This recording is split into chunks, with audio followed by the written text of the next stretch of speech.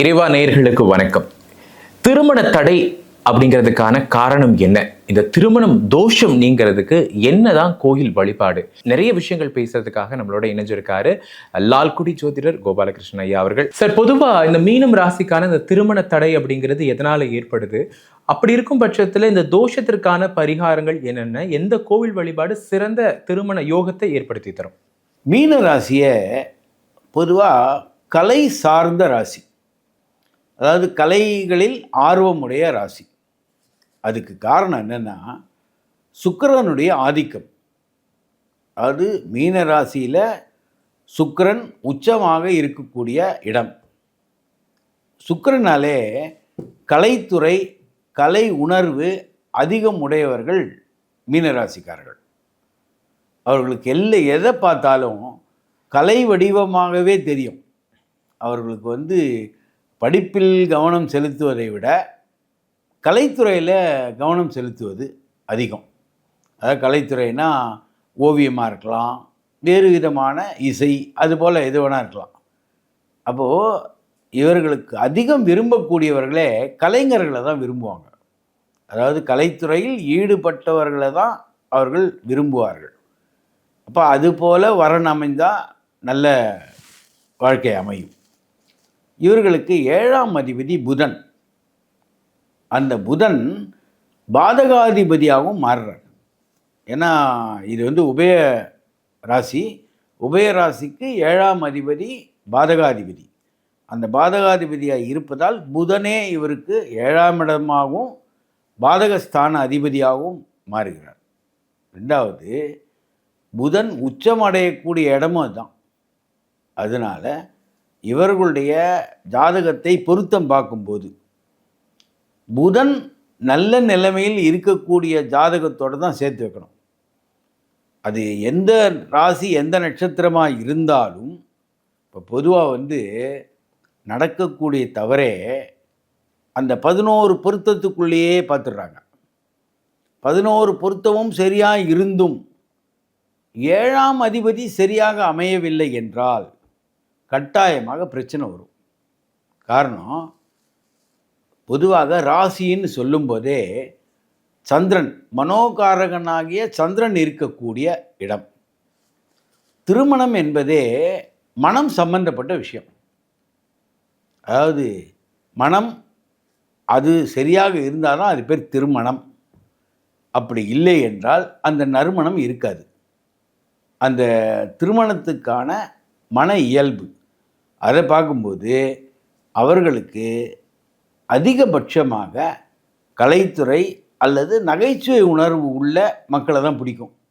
அது இல்லாதவர்களோடு ஏதோ ஒரு நிர்பந்தத்தால் திருமணம் ஆனாலும் அந்த திருமணம் ஒரு இனிமையை தராது. இதுதான் மீனராசியுடைய விசேஷம். பொதுவாக புதனுடைய நிலைமை நல்ல நிலைமையில் இருக்கணும். புதன் பாவிகளோடு சேரக்கூடாது. அதாவது சர்ப்ப கிரகங்களோடோ அல்லது மற்ற பாவிகளோடோ, அதாவது சனி பகவானோடு சேருவது, இதெல்லாம் இல்லாமல் இருந்தால் அந்த மீனராசிக்காரர்களுடைய திருமணம் நல்ல முறையில் அமையும்.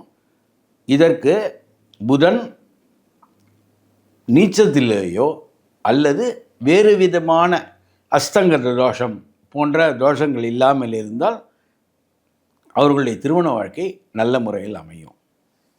இப்போது இவர்களுடைய திருமணத்தில் சில ஜாதகத்தில் தடை இருக்கும். அதாவது திருமண காலமே வந்திருக்காது. அப்படி திருமண காலம் வந்தாலும் அந்த திருமணத்தை நடத்தி வைக்கக்கூடிய 7ஆம் இடத்தோன் சரியான இடத்துல கோச்சாரத்தில் இருக்க மாட்டான். அதுவும் அல்லாது தசாபுக்திகளில் பிரச்சனை வந்தாலும் கல்யாணம் நடக்காது.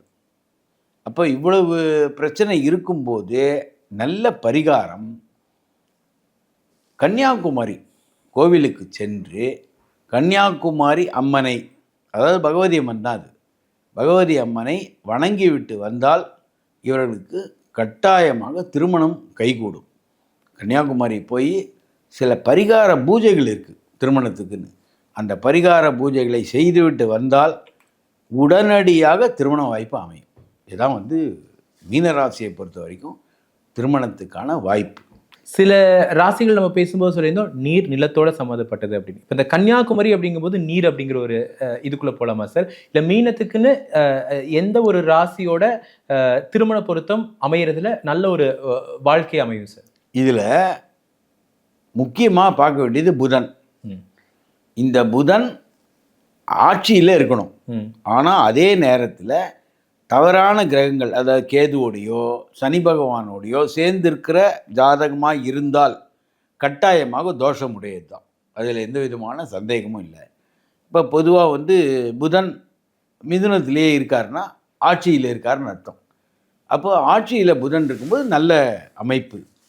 இதே நேரத்தில் நீச்சமான இடத்திலோ வேறு 4, 8, 12 இருந்தாலோ பிரச்சனை, கட்டாயமாக பிரச்சனை. அதில் 4வது இடத்தில் ஒரே ஒரு விதிவிலக்கு என்னன்னா மிதுனம்.